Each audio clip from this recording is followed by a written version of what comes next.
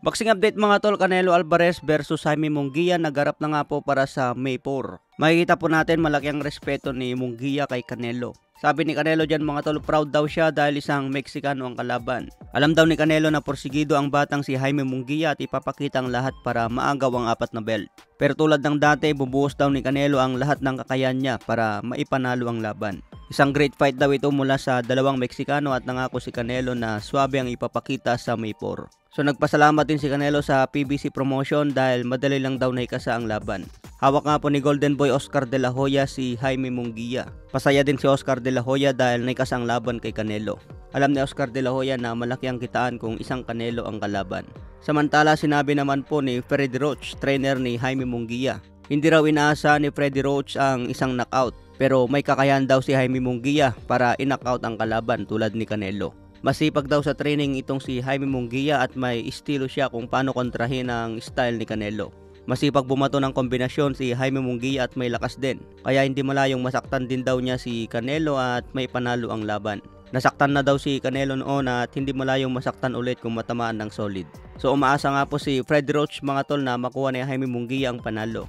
Alam daw niya na isang mahirap na laban ito pero may paraan daw yan kung paano manalo ang bata niya. Maraming fans pa rin ang nagsasabi na dapat daw si David Benavides ang kalaban ni Canelo. Pero edad 33 pa lang si Canelo mga tol. Marami pang taon ang darating para mapalaban si Canelo kay David Benavides. Hindi naman yan minamadali lalo na isang superstar si Canelo.